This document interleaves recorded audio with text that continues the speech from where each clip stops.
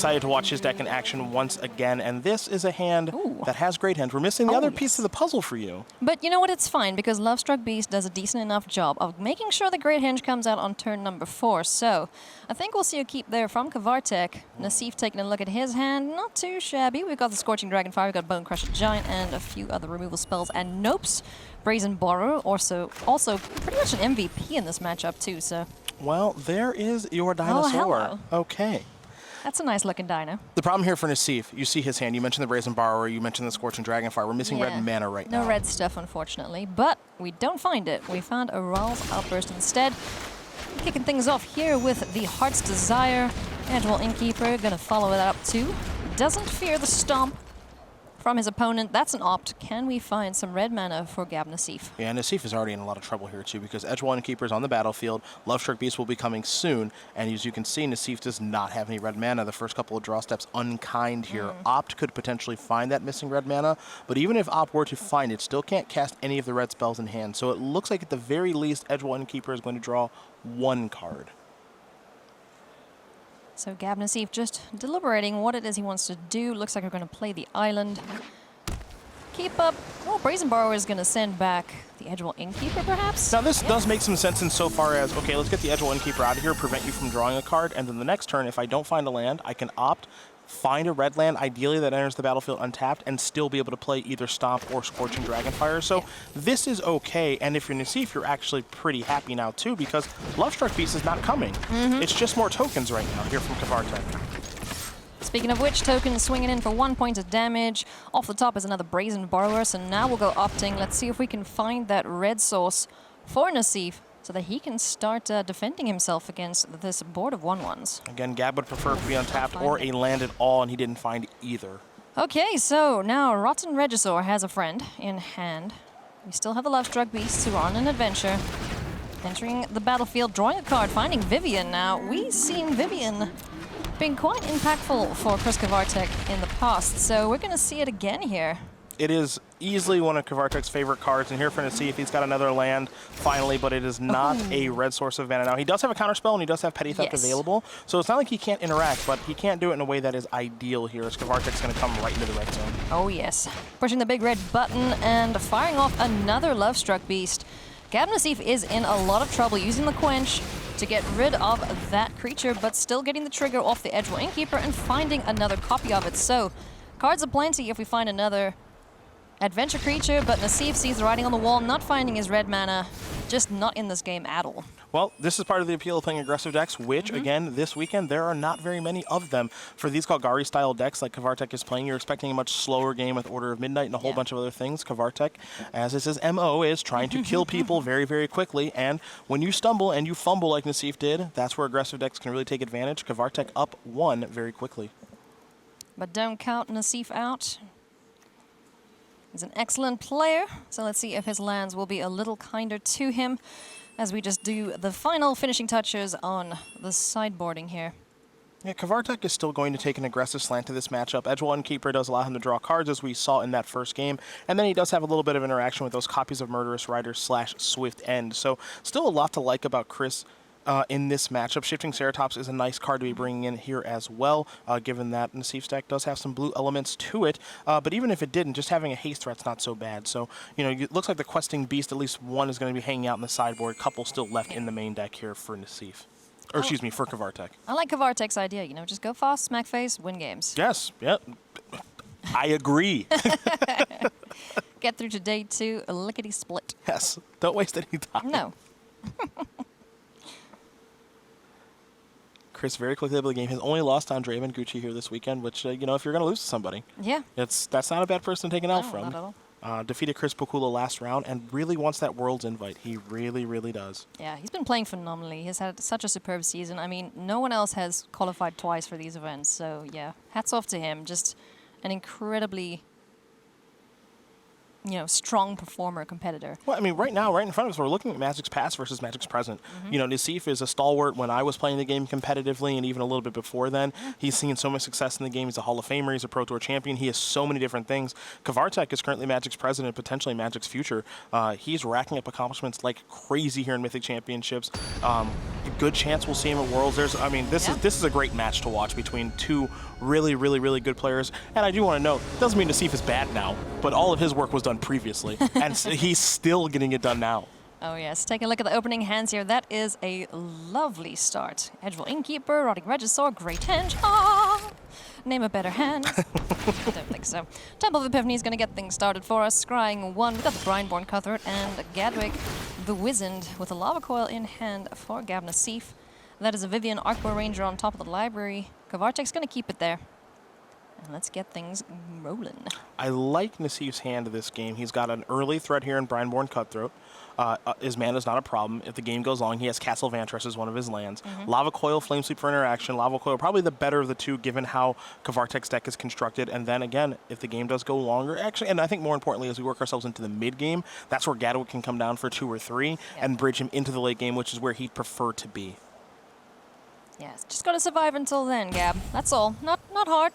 You just got an angry 7/6 coming down on turn 3. Don't worry about it. There's a real potential for that, that's for sure.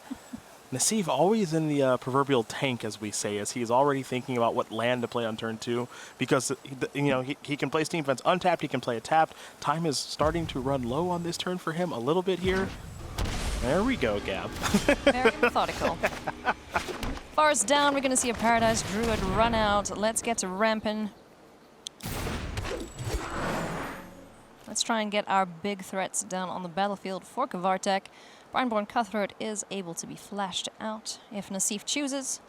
He hasn't got very many instants to play yet to make it a nice big threat. He's got Flame Sweep, but that would just end up killing his little fish guy. So this is interesting because thus far we have seen Nassif tank on turn 2 on what land to play, and now tanking on the end of Kvartek's second turn if he should play Brineborn Cutthroat. We will say that Nassif is methodical. Yeah. That's the nice word. Slow is the appropriate word. But that's okay, because there's a lot to think about with if he wins this match, his day is done. He's into day number 2. Good. So I take my time, too, yeah. on these decisions. Because the second land is a real decision. And now, okay, let's attack. Is there going to be a trade here? That's something Kavartech has to think about. I imagine no. No, I don't think so. No. But Nassif, you know, how he wants to figure out the best way to make sure he maximizes his Flame Sweep. And now he actually has more to think about with what land he wants to play, because if you play Steam Events now, do you play a tapped or untapped? All that jazz. So I got no problem with him tanking here. He wins, he's in day 2, and that's a big deal. Oh, yes. Swamp off the top there for Kvartek. We're going to see an Edgewell Innkeeper run out, possibly followed by a Rotting Regisaur, unless this Murderous Rider is eyeing out a Brineborn Cutthroat. Well, we're just going to hang out and wait. And so, yeah, so this is tempting, isn't it? So here's what's nice about this. Yeah. So Nassif thinking so much as opposed to taking what you imagine are straightforward turns means that he has a lot of decisions. Yeah. Right? Realistically, we can all see his hand. We know he doesn't have that many decisions, but by playing in the way that he did, it's like, okay, do I want to leave him Ionize or some type of counterspell, which he does not have. No. But Kvartek that turn could have played Rotting Regisaur if he wanted to, elected not to, which if you're Nassif, you're like, oh, thank goodness. I don't have to deal with that freaking thing. So maybe Nassif playing in the fashion that he did over the course of those handful of turns has made Kvartek overthink things a little bit. Possibly. Maybe not be as aggressive as we know Chris oftentimes is. I think you always overthink things against a control deck. Well, it's easy to do. One with counterspells, I would say. Brineborn Cutthroat swinging in. Does Kvartek want to trade here with one of his creatures? Edgewell Innkeeper is gold, so I imagine he's not going to be jumping in the way. Murderous Rider going to get the job done. Now, to Kvartek's credit, he still had something to do on this turn, and he may have more of an interest of trying to set up the 1-2 punch of Rotting Regisaur plus Great Henge in the same turn, as opposed to deploying it last turn. Yeah. Could he have Flame Swept there to kill his Brineborn and make the Murderous Rider whiff? Yeah, because then it would have been gone for good, yeah. Okay. So Overgrown Tomb on the battlefield, and here comes the big dinosaur. Hi, friend. So Brazen Borrower can deal with this. We do have another Flame Sweep in hand for Gab Nassif. And now what's interesting, too, is the timing of the petty theft here from the Brazen Yeah. Borrower. Do you want to do it on... Does Gab want to do it on his own turn? Not really, because that means that Kvartek doesn't discard a card. Yeah. So what you actually want to do here, probably, if you're Nassif, and I think that's why he's taking a minute here, is he'd like to do it in Kavartek's upkeep after he is discarded, because you don't want Kvartek to get to his main phase 1, because then Great Henge can resolve. So you let the discard resolve, you make Kvartek make that difficult decision, then you bounce it in the upkeep and move along accordingly. That's just cheeky, isn't it? Brazen Borrower is a very, very cheeky card. Timing is everything. So here it comes, Petty Theft, sending dear old Reggie back to hand. And you got Kavartech to discard that Great. Yeah. Oh, I'm Sorry about that whammy. Damn. Yeah. Oh well. We'll find another one, I'm sure. He's playing 3, so it's all good. Brazen Borrower, Petty Thefting, dear Reggie back to hand, and finding another one. Okay, well, sure. There's 2 dinosaurs for you. So now, if you're Kavartech in this spot, you obviously have Reggie that you can deploy, and you have additional copy in case this first one gets countered if you care about that. You could deploy VII on an empty battlefield. You don't hate that. That's not great. It's not your favorite, but you can make an argument for that. You could just leave Murderous Rider up, the Swift End portion of that, or Yeah. deploy the one that's went on an adventure. All things being equal, let's just play another 7/6 and go down that road. That's perfectly fine by us. We like it when there's a big dinosaur on the battlefield. Island is the draw for Nassif. His Gadwick is looking mighty nice in terms of drawing card potential. But first things first, let's swing in with the Brazen Borrower, get him for 3 points of damage. What do we follow it up with? When's a good time to Gadwick? And that's the really, really difficult question that Nassif has to answer. Does he have an answer for Rotting Regisaur? Yeah, he does. Lava Coil plus Flame Sweep can kill. That's 2 Yeah. cards to take care of 1 card, though, which is not ideal, not especially great. if you're playing a control deck. So he could just play Gadwick, but the question now is, what is X equal? It could just be all of it. It could be some of it, and maybe leave mana up to hopefully peel an Opt or some sort of counter spell. Just to keep Reggie tapped down? Yeah, so that's the kind of question you have to ask yourself right now if you're Nassif. And do you want to 2-for-1 yourself just to take care of this Rotting Regisaur? And then if Kavartech plays another one the next turn, then Nassif's going to be like, geez, I'm in some serious trouble now. I mean, he could wait a turn just to see what he follows up with, because, there's a Murderous Rider too, so, But it looks like he's going for the 2-for-1 option. Let's get rid of this Regisaur. Flame Sweep to finish off the job. Off he goes into exile. And Gadwick is going to hang out for a little second more. Oh, And that's a really, really, really good draw here for Chris in the short term. Get in that point. Get in those 4 points of damage. Now this is another thing that Nassif has to answer. I did not expect to see that. Oh, that's nice. Okay, so we've got, what, 8 points of damage in the air? Could he just race him? That's entirely possible. I would like that. have interest in racing. That's a 2-turn clock. I mean, you can make an argument of... You can make the argument right now of just deploy Gadwick, draw a bunch of cards, gas back up, and then reassess, because Nassif is still at a pretty high life total here. Yeah. And, Nice. and I dig this. I like Nassif's hand. You get a little temple action with the Scry.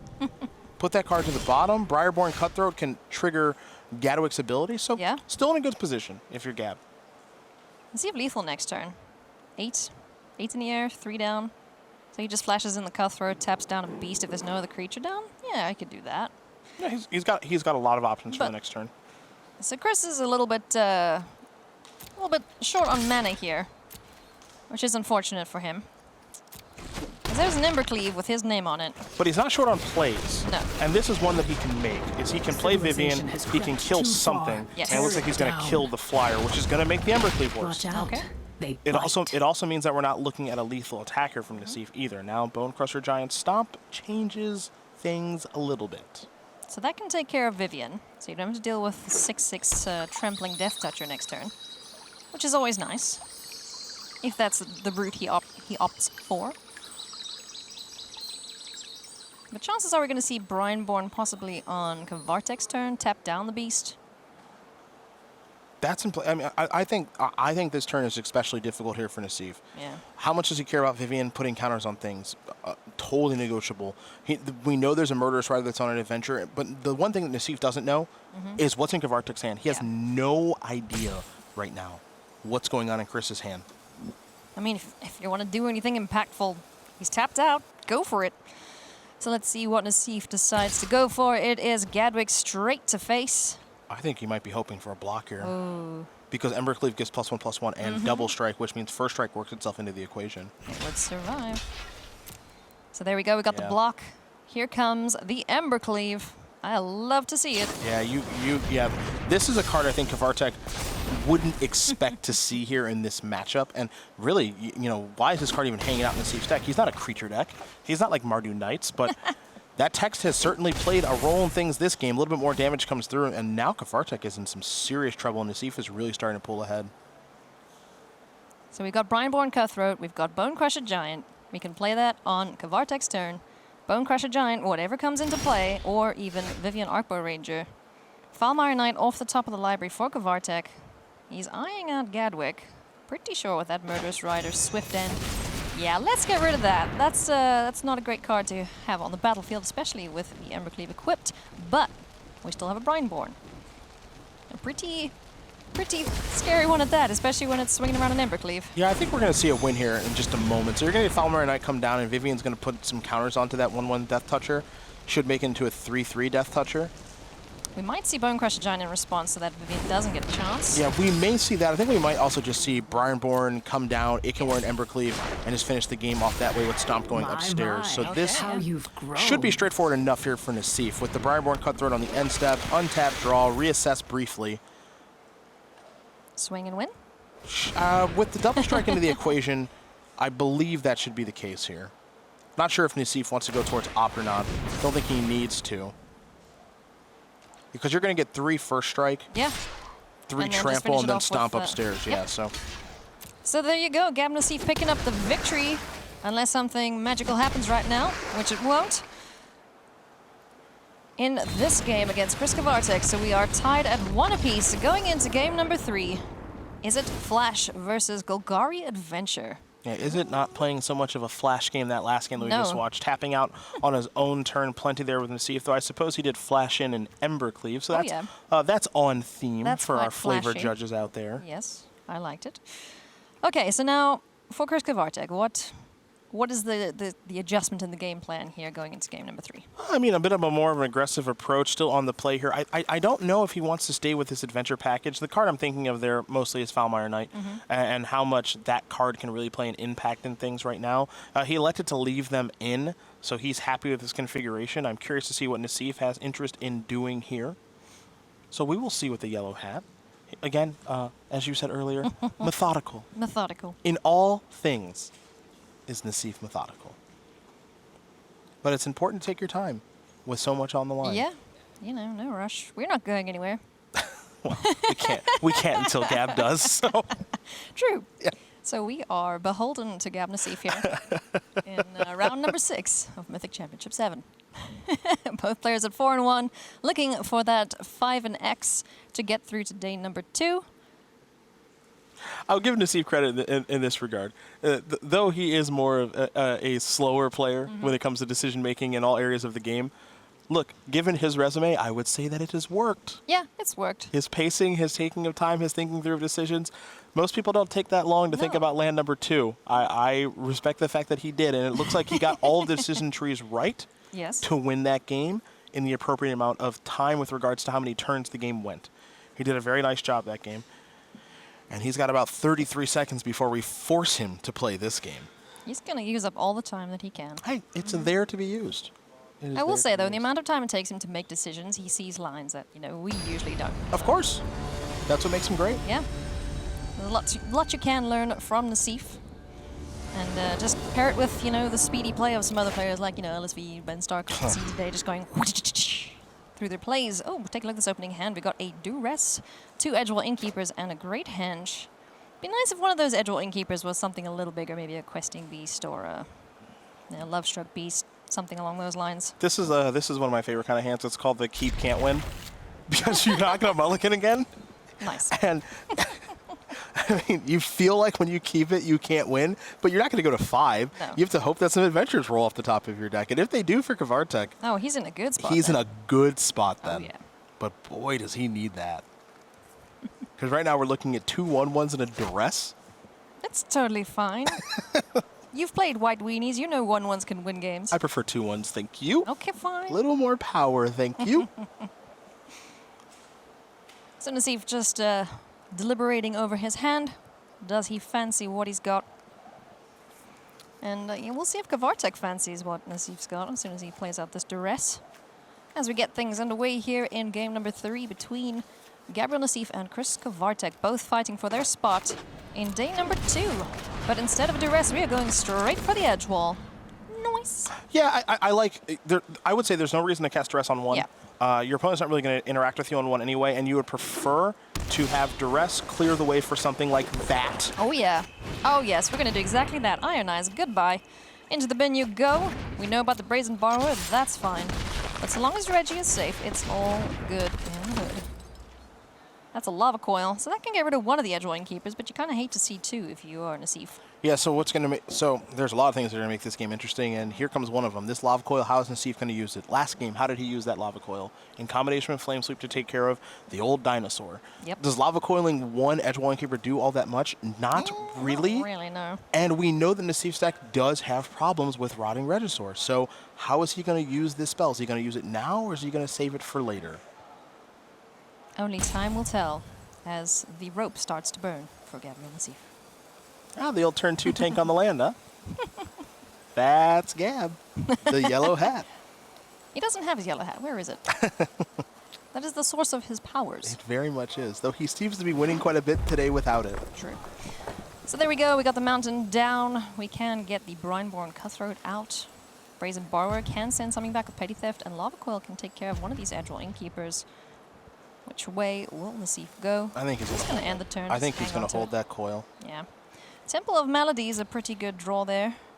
If we don't find something off the top of the library, that can help us scry to find something for Kavartech. Both Edgewell Innkeepers swinging in. And here comes Reggie. So that land is going to depart rather unceremoniously on his upkeep. So if you're going to see if you start here, you play your Briberon Cutthroat, you untap, you draw. Quench is nice. Oh, yes. Quench is nice because you, if you're going to see if you're sitting at 17, you are able to take one hit from this Regisaur. Obviously, you have no interest in taking 2, so then you can Petty Theft it back and then counter it back on the way down. So now this is a game, as Nassif thinks about things, about managing his life total and figuring out how the next 3 turns are going to go. What am I going to play? What am I going to do? Because Kavartek's plays are pretty straightforward right now of, I'm going to bounce your Regisaur, you're going to replay your Regisaur, because that's the best thing that you have in the matchup. So Nassif has to figure out, what is my life total going to look like 3 turns from now? And then how's that game going to go if I'm able to make it there? First things first, let's get Castle Ventress down on the battlefield. It's been a pretty important land for the blue-based decks so far today. Lava Coil, Brazen Borrower. I like your line of bounce it and then quench it. Yeah, I mean, two lines here, honestly. There's bounce it and quench it on the way back down, or there is, if Kavartech has no cards in his hand, not this turn, because he's going to discard Temple, but the following turn, if he plays a land or plays something, then you bounce it with the discard on the stack, and then they have to discard that to the Rotting Regisaur trigger. So the Petty Theft is going to work itself into the equation. It's just he has to time it correctly on when he wants to cash this in. That's the biggest thing here. So that seems to be what he's thinking about. As the rope burns further, Rotting Regisaur triggers the discard. Goodbye, Temple of Melody. That is a Love-Struck Beast. That is the worst possible draw for Nassif to see. Ooh! Because Edgewell Innkeeper triggers on cost. That is correct. Have to resolve. That is worst possible. Ooh. That blows up the discard play. Yeah. That blows up the Rotting Regisaur trigger on the stack, make him discard it play. That blows up the bounce and quench play because now Kvartek is going to draw a bunch of cards and have access to things. Yes. Yeah, you saw Nassif's reaction. It blows up his entire plan. Gosh darn it. So there we go, Edgewell Innkeeper, trigger. Let's replace our hand. Please and thank you. Not even bothering about Heart's Desire, just like, yes, I need cards, I need land. Nassif will quench it. Brineborn Cutthroat gets the trigger. So this is a... Oh, hello, land and Vivian. We still need green, though. I am surprised we played that land. Oh, I am shucks. surprised we played that land.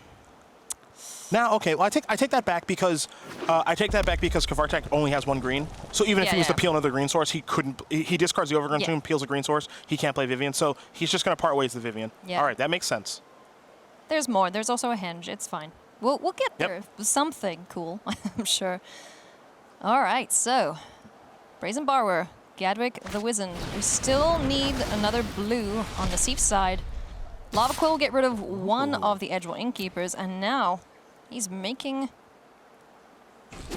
his intentions known with his Brineborn Cutthroat swinging in. So that tells me he's going to Brazen Borrower this Regisaur. Almost assuredly. Yeah. Now Nassif needs Kvartek to brick this turn. That's step one. So make you bounce this, or excuse me, Petty Theft this, get this out of here. The discard's already happened, the Vivian's gone. So Kavartech, when he goes into his first main phase, he'll have Rotting Regisaur and a mystery card, no longer a mystery in Temple of Malady. Oh, that's still pretty good, though. Okay, Kavartek's gonna play that. Send it to the back. So what this does, if you're Nassif's got to be pretty happy. You saw him move up in his chair a little bit here, Yeah. because if he draws Brazen Borrower, Regisaur's taken care of. Quench is not what we're looking for, and he only has he only has 2 blue for Gadwick. Yeah. So he's in some trouble. So I'm going to see the Gadfather this turn. Brazen Borrower, you know, it can chip away in the air, but there's still a very, very big dinosaur staring you down. Now okay, so we can't. Okay, so this is going to get a little more fun now too. I didn't know if Nassif was going to attack and try to bluff a burn spell or not. Oh, Paradise Druid. It's a persistent card. Saw one get bottomed, and now it's back on the top of the library. I think we have to chump block. I would say so. Oh, no, Ooh, okay, never so we're mind. going to go to 2. Go to 2. Okay. Okay. Quench doesn't stop this from resolving. Brazen Borrower's going to come down. He's got to peel blue right now. Yeah, or he's in trouble. He's got a chance if he peels a blue. It's a blue, but it's tapped. Oh, man. You can see from the shake of the head, he is disappointed. I mean, we're not done. We're not done. It's still, ouch. So, Brazen Borrower can't block. no, so, ooh, then we are done. We're a little done. I take that back. I think we're a little done zone. I take that back. Brineborn Cutthroat can block the Rotting Regisaur. Yeah, it takes 3. Paradise Druid and Edgewall Innkeeper, pardon me, get through. So. Oh, man. That's not what you want to see. Temple of Epiphany is not the blue source we needed. Well, here's what I'll say this. Kvartek has to click attack all. Yes, which is your favorite button, right?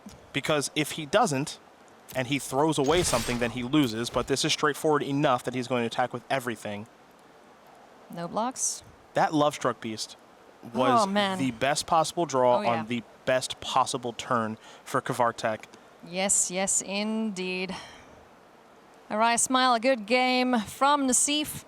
Kvartek can breathe a sigh of relief as the attacks go through and gets him into day number 2 at Mythic Championship 7. Woo, look at his face. He's just like, holy smokes. That was intense. Remember the hand that he kept that game. Mulligan down to 6, 2 Edgewall Keepers, duress, lands. Yeah. That was the, as I said, the keep can't win. Unless the top of the deck is kind, and Rotting Regisaur has proven that he was very, very kind for Chris Kavartech on a day 2. Yeah. I mean, this is no surprise. Mythic Championship 5, he went through undefeated. So now he's picked up 1 loss, but that's all right, because